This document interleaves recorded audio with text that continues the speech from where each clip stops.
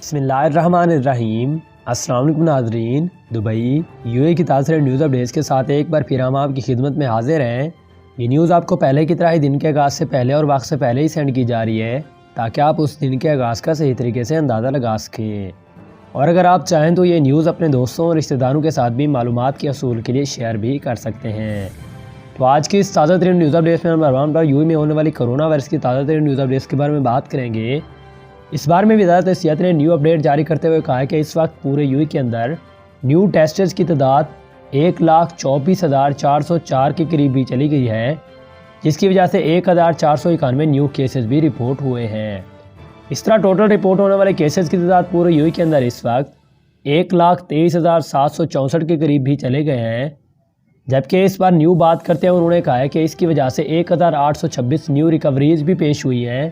اور ٹوٹل ٹھیک ہونے والوں کی تعداد پورے UAE کے اندر اس کرونا وائرس کی وجہ سے 1,16,894 کے قریب بھی چلے گئے ہیں۔ اس پر آپ کو ایک خوشخبری کی نیوز بھی سناتے ہیں کہ اس وائرس کی وجہ سے آج کے دن کوئی بھی نیو ڈیتھ واقع نہیں ہوئی، جبکہ ٹوٹل مرنے والوں کی تعداد کرونا وائرس کی وجہ سے پورے UAE کے اندر اس وقت 475 کے قریب بھی چلی گئی ہے۔ اس پر UAE گورنمنٹ نے مزید بات کرتے ہوئے کہا کہ ان کے ایکٹیو کیسز کی تعداد پورے UAE کے اندر اس وقت صرف اور صرف 6,395 کے قریب ہے، جس میں ڈیلی بیسس پر نمایاں کمی بھی دیکھنے میں آ رہی ہے۔ تو یہ کچھ تازہ ترین نیو اپڈیٹ تھیں جو کہ UAE گورنمنٹ نے کرونا وائرس کے حوالے سے اس بارے میں جاری کر دی تھی۔ اس کے بعد ایک اور اہم ترین خبر سے آپ لوگوں کو آگاہ کریں کہ اس وقت دبئی ایئرپورٹ سے ڈیپورٹ ہونے والے غریب پاکستانیوں کی دکھ بھری داستانیں بھی سامنے آ گئیں۔ اس بارے میں آپ لوگوں کو بہت سارے لوگوں کو پتہ ہی ہوگا کہ بہت سارے جو پاکستانی تھے اور ہندوستانی تھے ان کو ڈیپورٹ کر دیا گیا تھا، جن کی وجہ بھی ہم نے آپ کو کال والے نیوز میں بتائی تھی۔ تو آج کچھ اور بھی تازہ ترین نیو اپڈیٹ اس حوالے سے شیئر کریں گے آپ لوگوں سے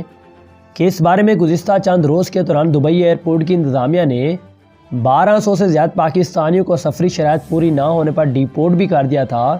اور یہ ڈیپورٹ ہونے والے پاکستانی غریب گھرانوں سے تعلق رکھتے تھے جو کہ جن کی بہتر بنانے کی خواہش میں امارات آئے تھے، مگر انہیں ایئرپورٹ سے ہی واپسی بھیج دیا گیا، جس کے باعث ان کے ارمان ادھورے ہی رہ گئے۔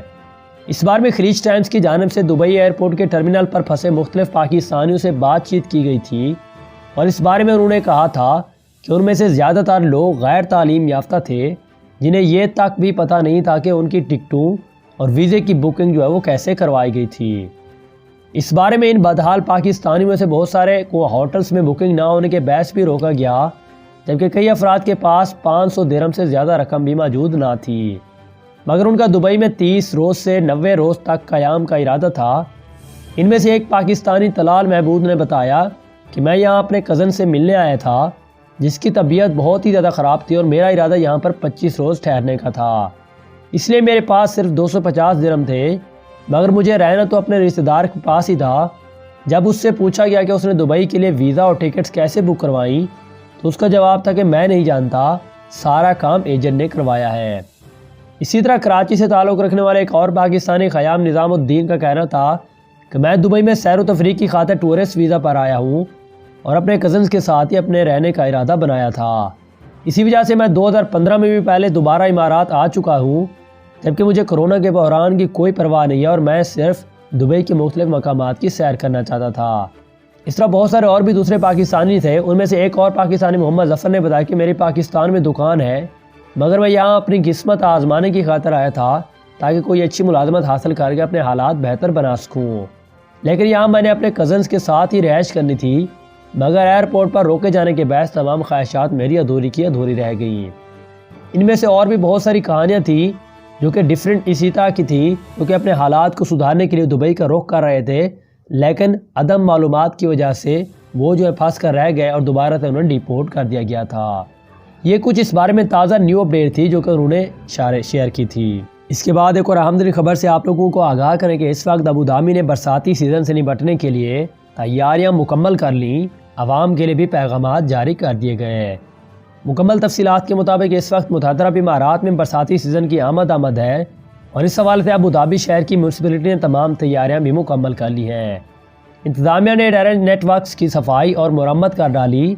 اور کنیکٹرز کو بھی ہوشیار کر دیا ہے۔ اس بار میں بارشوں کے پانی کی نکاسی کا سسٹم بھی چیک کیا جا چکا ہے اور اس میں بہتری بھی لائی گئی ہے، جبکہ کسی بھی ایمرجنسی صورتحال سے نمٹنے کے لیے شاندار پلان بھی بنایا گیا ہے جس میں الیکٹرک اور ڈیزل پمپس، ٹینکس اور الیکٹرک جنریٹرز کی مختلف علاقوں میں تنصیب شامل ہے تاکہ بارش کا پانی جو ہے فوری طور پر نکالا جا سکے۔ جبکہ اس بار میں میونسپلٹی کی جانب سے یہ بھی کہا گیا کہ کسی مقامات پر پانی اکٹھا ہونے کی صورت میں مقامی افراد اور تارکین میونسپلٹی کی ہاٹ لائن یعنی کہ 993 پر رابطہ کر سکتے ہیں یا پھر ان کے آفیشیلی واٹس ایپ نمبر پر کال یا میسج بھی کر سکتے ہیں۔ اس کے علاوہ ای میل کے ذریعے بھی ان سے اطلاع جو ہے وہ بھی دی جا سکتی ہے۔ جبکہ اس بار میں میونسپلٹی کی جانب سے مزید یہ بتایا گیا